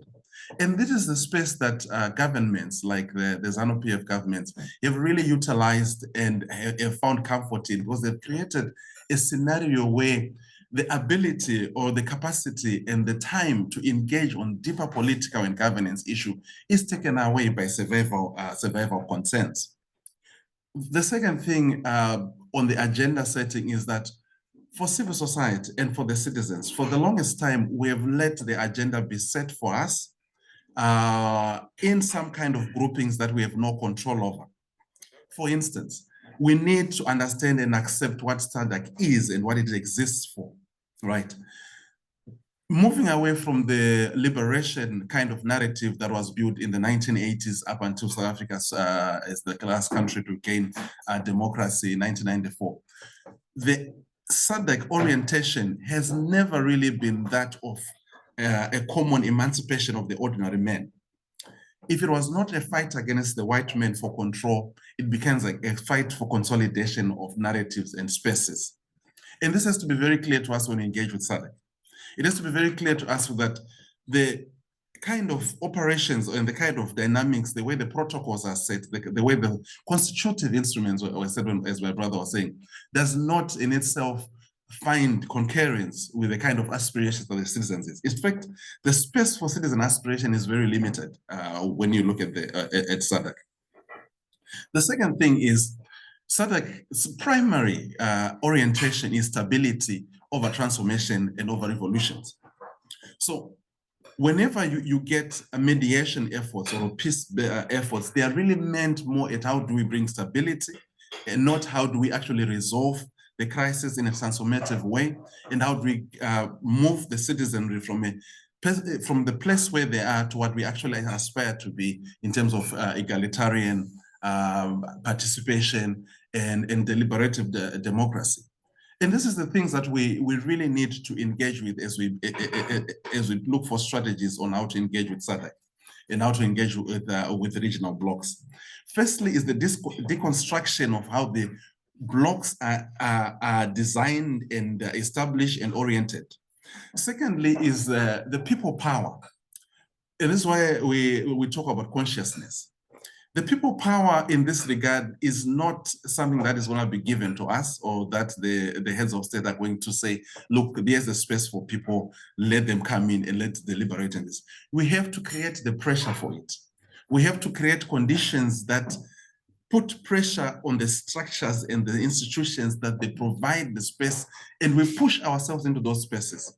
One of the things that I've been really following on the Kenyan space is to say, who is leading this? Who is mobilizing people? And what you find is a sense of an organic disaffection, which has pushed the people into the streets. And until such a time where there's this organic general disaffection across the region, we find ourselves trying to beg for opportunities to engage, and trying to beg for opportunities to be created for us to deliberate with the people whose intention and value structure is not oriented towards that. So there has to be a change in strategy and a change and a rethink in tactic. I think the third thing with the civil society orientation, besides what has already been discussed around the relationship, the incestuous relationships between civil society and the political parties, is also the problematic relationship between society and the donor community, where the narratives, the agenda setting is removed from the people, and it's not oriented really towards the local needs, but more so on a programming and project kind of approach and work. This relationship needs to be problematized, and it needs to be understood in the context of power generally and across the globe. And once we begin to engage with these power dynamics, we are a step further in trying to defining and setting our own agenda as a people. The challenges of people-to-people solidarity, when you really look at them, is we have not had time to create organic spaces where Zambians, Zimbabweans, South Africans, Botswanans agree or discuss and deliberate on the general day-to-day mundane issues, not really the overall complicated abstract issues of political governance, democratization that are not really directly tied and related to day-to-day drudgery of the common man. And when you really investigate why, is because we have not had the funding, the spaces, such spaces have not had the funding for it. And as a people, we've not found that kind of consciousness that we need to take ownership, and we can't surrender our agency to funding or to donor relations. And I think this is very important when trying to look at how do we move on to the Africa we want, and who is defining this Africa we want, and what constitutes the Africa we want. When we don't have such a clarity, we run the risk of having a process hijacked. We run the risk of having a process that involuntarily we surrender to powers in a new dynamic. Now, coming lastly to the SADC and Zimbabwe chairmanship, besides the optics, we need to really understand that the ascension of Zimbabwe to the SADC chairship, besides being a rotational space in itself, serves as a good optics and narrative for Zimbabwe as having won the contest of good governance, democracy, and lack of civic space.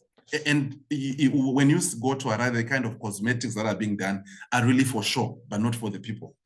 But what we need to understand is, how do we relate to the SADC Liberation Movement Caucus, which for me, when I look in the structure of SADC, is where the core of the problem is. The Liberation Caucus, which has the same conversation when you're either speaking to the South African ANC Secretary General or the Secretary General of Frelimo, is how do we guard against liberation movements losing power? And this is the conversation, this is where we need to pitch our interventions and our interaction with the whole bloc, and our interaction with the structure that defines this regional bloc that we are supposed to interact with for the benefit of the ordinary citizens. On one hand, we have liberation movements who are geared towards power retention. On the other hand, we have a citizenry that is not really arisen to the consciousness of understanding the power dynamics and how this affects the regional integration in their day-to-day drudgery and need for associational life. I think I'll end my submissions there, Comrade Jones. Yeah, I think that this discussion need a proper conference, I think a day or two, where we just sit and unpack some of these things. But you bring to the fore, I think, a number of issues that obviously, as we go throughout the year, we'll need to continue to discuss and find ways, the role of the liberation movements in this continent, the challenges that you kept touching on, which a number of speakers have been bringing, and I saw Ambassador Mpatho, I saw Ma'am Miriam, and I'm thinking, when young people and when presenter after presenter kept saying that we are never going to be given as citizens of Africa what we want, we have to organize ourselves and fight for it from those that are in power. What does it mean to the kind of societies that we are building and that we want to build, especially when people think that we have had independence. And so it would be interesting to see if Ambassador Mandisi and Ma'am Miriam and many others who are in the house, I'll take, I think, just 1 or 2 or 3 people to come in and comment. So please, if there is any responses before I just allow the speakers to give parting shots and then allow and then close the meeting.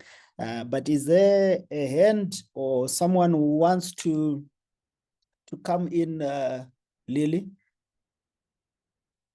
I saw there was a comment which really raised concerns around the optics of giving Zimbabwe the chairship, that it was described in the comment as insulting to Zimbabwean citizens, and I think it's quite clear what this moment means to the Zimbabwean government, the cosmetics makeups that are happening in Harare, particularly in the roads that the heads of states will be using to go to the venue, yet neglecting the rest of the country, be it in Harare or another part of the country, is very worrying. And I saw Zimbabweans are joking that maybe those who are going from the other member states should demand to use the roads that pass through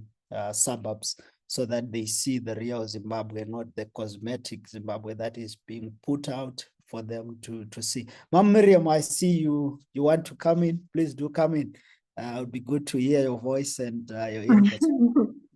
Yeah, no, thank you, Munjoze, and thanks to all the speakers, to the panelists,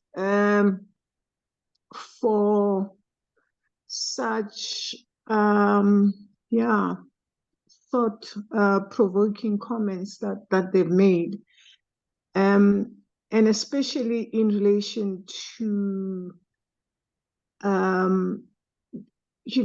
the continental solidarity, because it's no longer just the regional, the SADC region that we are focusing on. We're looking at the entire Africa, the Africa that we want,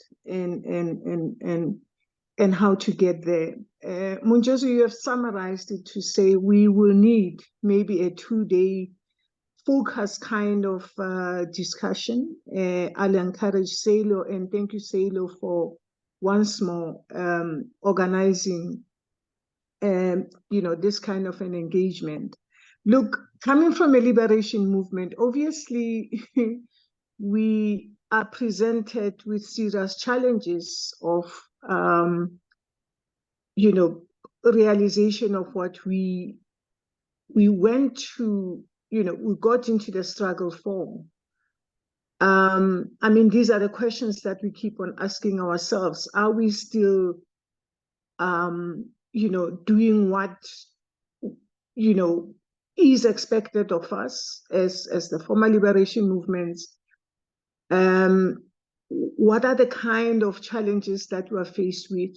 And of course, the speakers indicated the common challenges that are there, unemployment, persistent poverty, even after so many years that we have taken over. The unemployment, especially as it affects youth, gender-based violence, all these are issues that are affecting all of us across the regions and the continent. And yes, it will be good that we can come together and say, what are the things that are making us not to realize,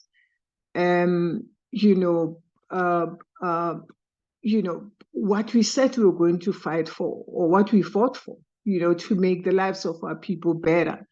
Yes, people have reflected on corruption, but are there, can we share what is it that we are faced with also as those that are leading and are parties that are leading in government in Zimbabwe, in South Africa? Why has it taken Kenya so many years to realize its people's dreams? And I mean, we can quote many other countries that attained their freedom before us. But I'm just saying there's a lot to reflect on, and I'm happy that these kinds of engagements are taking place at the regional, at the continental level. I'll strongly encourage SADC, SAILO, to organize a conference so that we can try and find each other and see how this people-to-people solidarity can be realized. Thank you. Thank you so much. I think the SAILO team is here. Any more burning input? Any hand?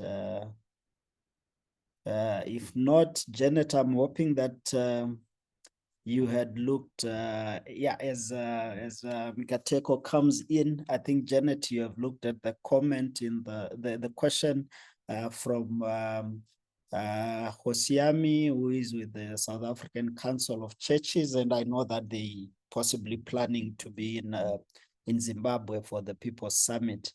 I think there are some questions that that have been posed to you. I would want you to touch on them as you close. But Mikateko, can you come in? Thank you, Chair, and thanks to the speakers. What a very intriguing dialogue in there. But also, Chair, just 2 or 3 issues. One, I feel that there's a need for a regional civil society forum, which will deal with these issues that are at hand, to assist, particularly our brothers and sisters in Zim, in the civil society space. Because at this particular point, if it is not SAILO that is doing this kind of dialogue, I haven't seen any other. Which that civil society forum at the SADC regional level will give Zimbabwean civil society momentum to work harder, because they will not be speaking in one voice, but rather there would be there will be a group of civil society that comes together to back up their dissatisfaction with the current governing party of Zimbabwe. And the other one, Chair, I was writing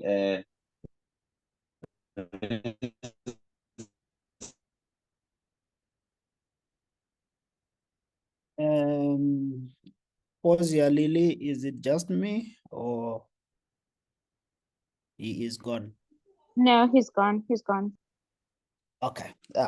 I think the first point was made, and Tumelo, in just 1 minute. Okay, I'm going to be very, very, very short. I just wanted to make a reasons why Zimbabwe must not be into 1 or 2 of them, which Lily, can you mute Mikateko? I think he's not sure that he's in and out, yeah. Tumelo. Okay, I'm just going to be very mindful of the time, very quick. So I just wanted to add on here. I feel like, and I'm not the only one, a lot of young people here in my area would say that, you know, being African has become synonymous with fighting, you know, because we constantly have to fight. I mean, it's all about fighting. We have to fight basically for, you know, for survival. We are fighting racism. While we are fighting racism, we have another battle of tribalism brewing in our own backyard. We fight poverty, we fight HIV, we fight, it's just about fighting, they would say. And I mean, our sisters have to fight even harder, you understand? Our sisters have to fight, you know, equality. It's just about fighting. So just to add on to the theme or the topic, the Africa that we want, it would be an Africa that has moved on, or has graduated from this constant fighting, and where we can just come together and I don't know, just build a very peaceful and harmonious environment for us to, you know, to flourish, because we are a beautiful continent, I believe. And if we can just graduate from that constant battle, it's almost inherent, if I can say, you know, if we can just move on from that and then just graduate to flourishing, then that would be just my 2 cents, yeah. And thank you to the speakers, lovely inputs that you put through. Thank you so much. Thanks, Tumela. I think your input is quite on point, and that's what you'd think a normal society would sort of aspire to do. But we have heard from speakers that you have to fight. It seems those with power are not willing to just let you guys as young people have a good life. They want you to fight, and I don't know whether there's another way out, but I share your sentiments, and I think that yeah. And Ambassador Mandisi, you will be the last one.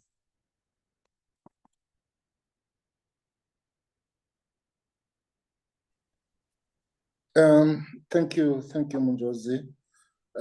Good day to everyone. I will just make very brief points. Firstly, I would like to thank Cyprian for the kind of analysis that he has given us about the regional bodies, you know, what it is that they suffer from, but also what it is that they were really meant to do. So kind of bringing back that focus on what regional bodies are actually, or were supposed to be doing. So I thought that was a very succinct, you know, and very focused analysis on the regional body. So that's just in passing to say that that was a very helpful analysis. The second point I'd like to make is that when Janet spoke, you know, particularly around, you know, the people's summits that are always held when SADC summits are held. She raised an important point about how they found, you know, that, you know, the RECs have become very centric, state-centric, you know, in their nature and approaches. And I think that that's an important point that speaks to a number of issues that have been raised, even in terms of how, you know, the interventions are fashioned in a manner that doesn't really focus on looking at the fundamental and root causes, you know, of issues, and also doing so in a manner that focuses on the people, but rather on stability than dealing with the fundamental issues. But this state-centric nature and approach, it's something that I would like to speak to, not only in relation to RECs, but I think it's something that has also crept on, you know, liberation movements or former liberation movements, because if we look at what has happened, you know, when we were fighting for freedom and liberation and independence and democracy, the methods that we were using, the approaches that we were using, I think there's been a gradual kind of move away from once parties got into power. So they also became kind of state-centric. I'm reminded of a talk that was given by one of the people that has recently been appointed in this government of national unity as one of the deputy ministers. And he was questioning, what the meaning of a branch in good standing is when you don't know what is happening in your community, when you cannot account for, how is the water situation, how is the situation of health services and so on. What do you mean when you say that a branch is in good standing? And I think this is an issue that speaks to this gradual divergence and move away, from the activist approaches that we used when we were fighting for freedom, and more towards, focusing on issues of power and positions and so on. And I think that it is something that is beginning to catch up, whether it's in the context of Kenya, as Anne and the other gentleman, spoke to. I think it was Ringisai. It's something that's beginning to manifest, in other ways. It shows that divergence that I think has happened over time. And perhaps, as a final point, perhaps, both at the level of REX, but also the level of, your former liberation movements, I think there's a need to reimagine. And this is a point I raised once participating in a branch session, to say that is it not time that we begin to reimagine, our organization, and not in terms of what it stands for, but in terms of how it functions. So these are just some of the issues that have come to mind, from listening to the various interventions that have been made by different people. I obviously would like to say a lot more, but I'm conscious of the time. But I thought that I would just highlight those points.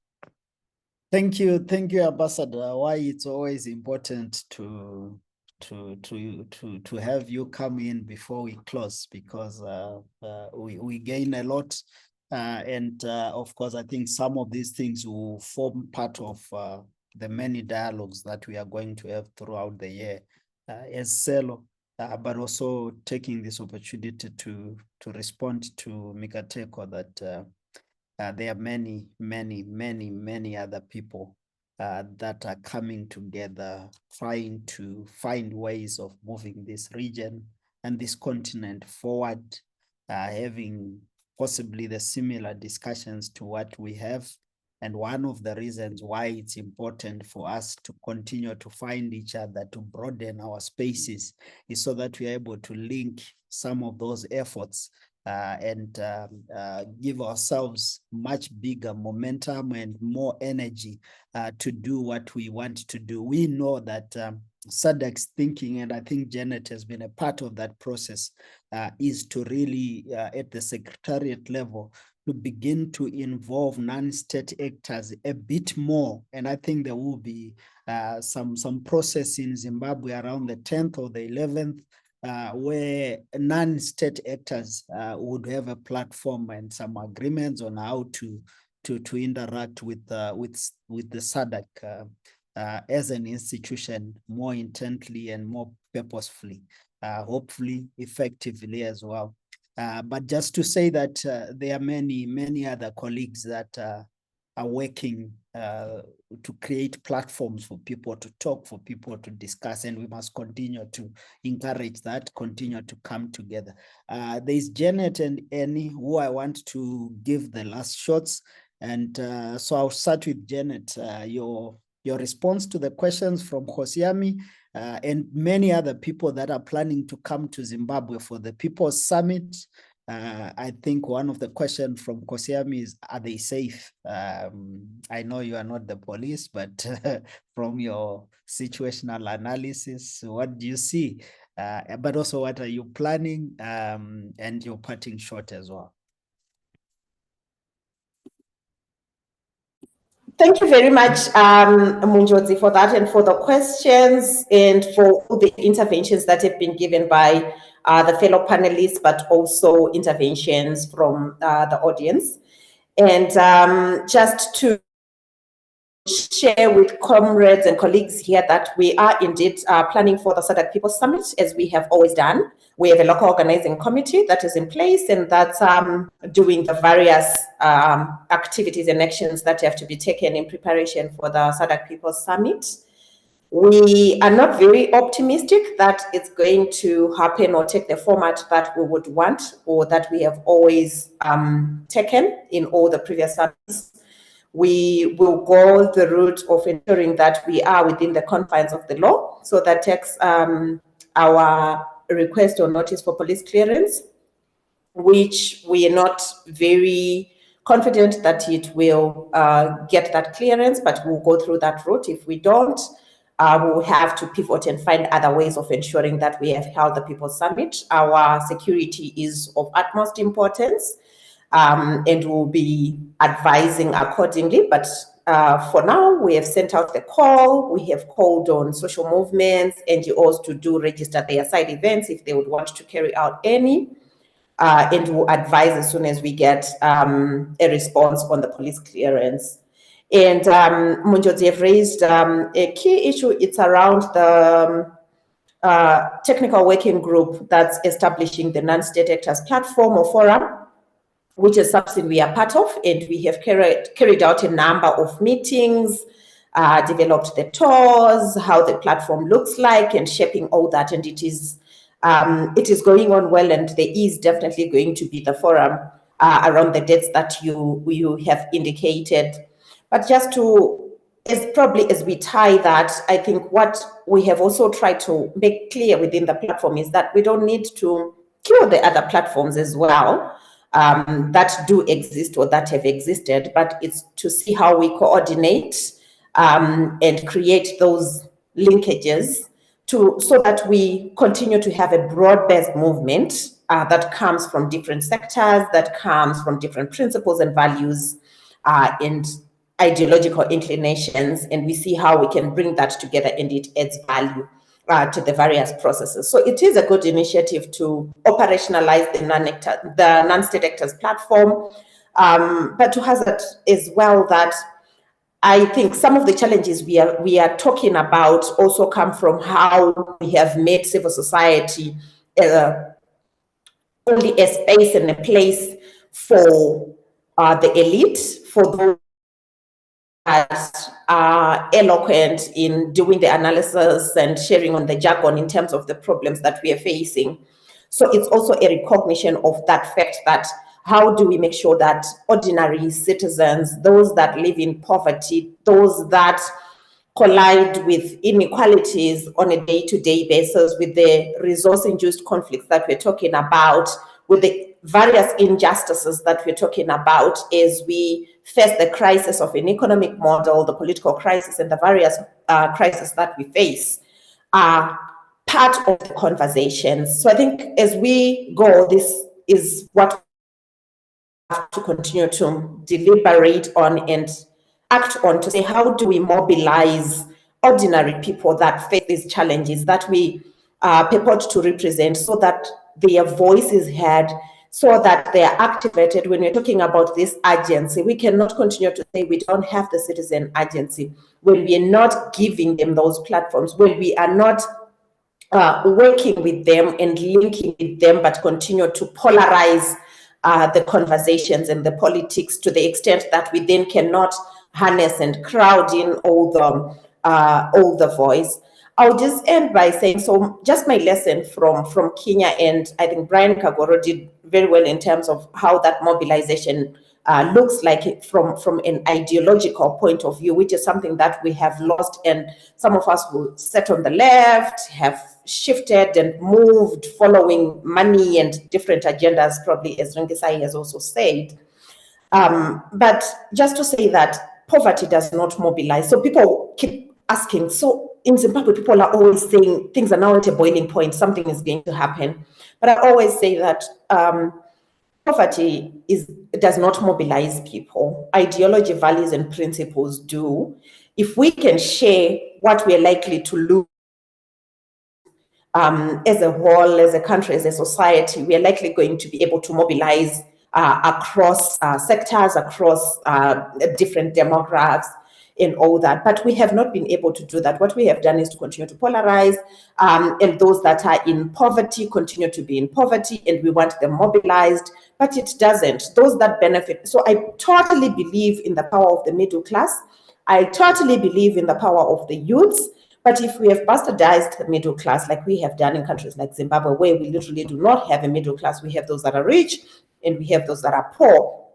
We tend to then have those that are rich having some resource trickle to those that are poor. So there's a value chain that those that are poor, then the whole patronage politics continues. So how do we break that and demand that we really have a middle class? We have employment. So in our circumstance, we can talk about then how do we mobilize, for example, the informal sector that is said to be now employment as an example.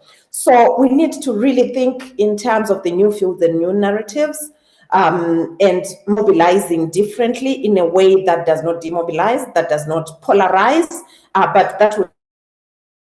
We are all informal traders at the end of the day. We're not ZANU-PF, we are not ZAPU, we are not all these political parties. We're informal traders, or we are workers, we are teachers, or we are youths who are faced with unemployment, which we now call employment through the informal sector. But is it decent? Is it productive?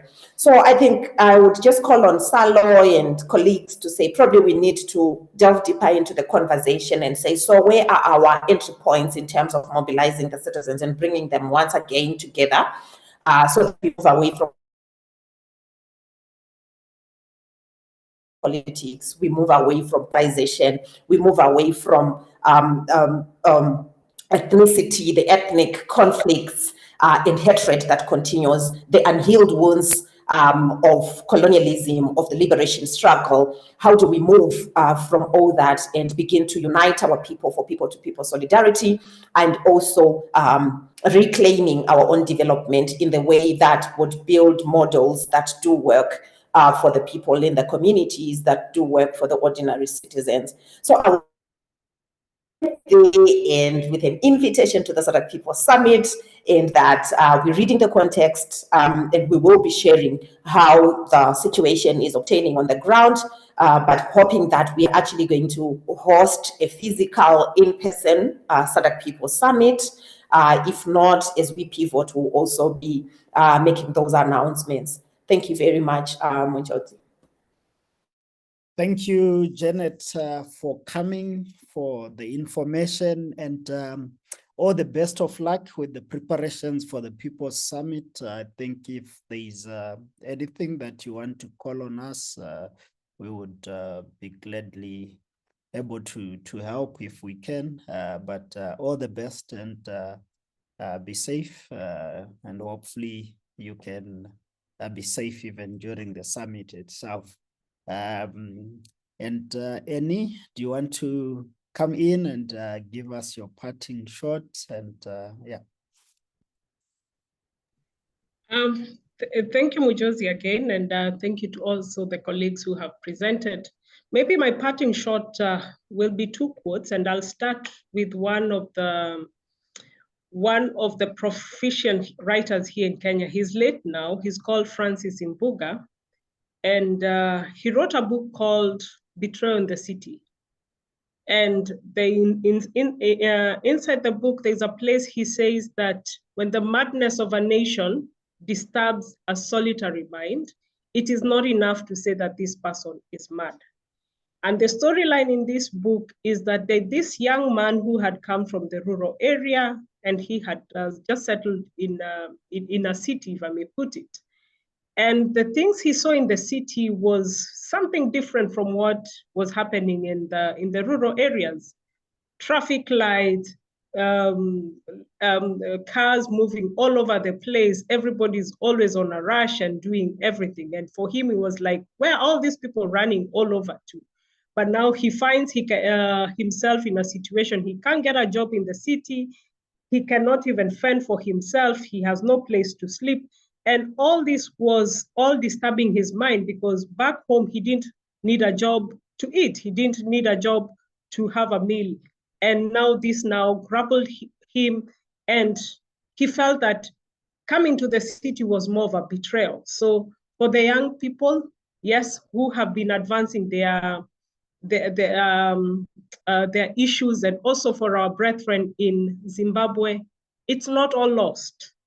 Still, there's a remnant somewhere who find themselves that this country has to move on, this country has to rise up from where it is and to the next level. It is not enough to say our liberators did enough.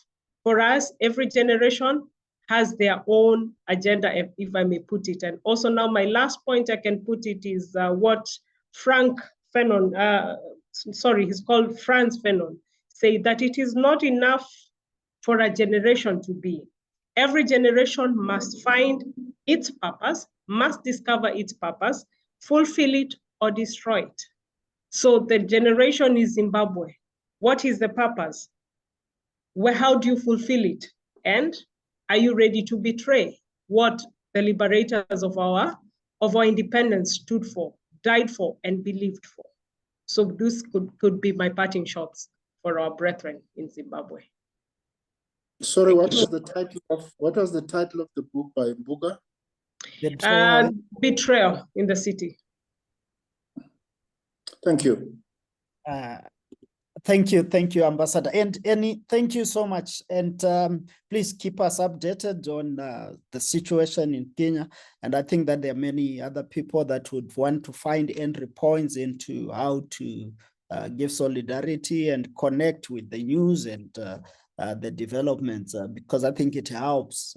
Especially I see a lot of Twitter spaces where young people from different parts of the region, including Southern Africa, are discussing the developments in Kenya. And they are not just a moment for the young people and the people of Kenya. They are a serious moment for many, many young people across the continent. So please keep us updated, and hope to see you in many of our other dialogues as we find ways of building consensus at a regional level, but also at a continental level and international level. What is it that we can do to better humanity, to better the challenges, our situations as a people?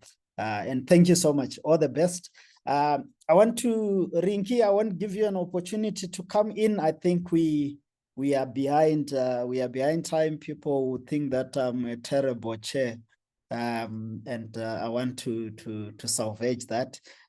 Thank you so much all for coming. I think that what is clear from the discussion is that there is need for more discussions, more interactions around the nature, form, and character of our RECs. And as Ambassador Mpatla puts it, a rethink, a reimagining of our organizations, of our vehicles, be it the regional bodies, be it the political parties, be it civil society itself. We need to reimagine the vehicles in terms of what they are doing and how they are doing it. What can we do better in terms of pushing us faster to achieving the objectives that we all want to achieve? I mean, building an Africa that is responsive to its citizens. And with that, I want to thank everyone who came on board today, all the speakers. Again, thank you everyone who came on board, the CELO team behind the organizing of this meeting, and all those who have been on our platforms for many, many, many times. Please, let's meet again as we continue to discuss these issues. I know you will receive invites for these dialogues but also let's bring in more people. When we share with you, it's a public dialogue. Please share with others. Let's try to connect. I know Janet and many others, Annie as well, the discussions you are having in Kenya, if they are public dialogues, please share with us. Let's try and connect our efforts and begin to see better momentum because we are collaborating and working together.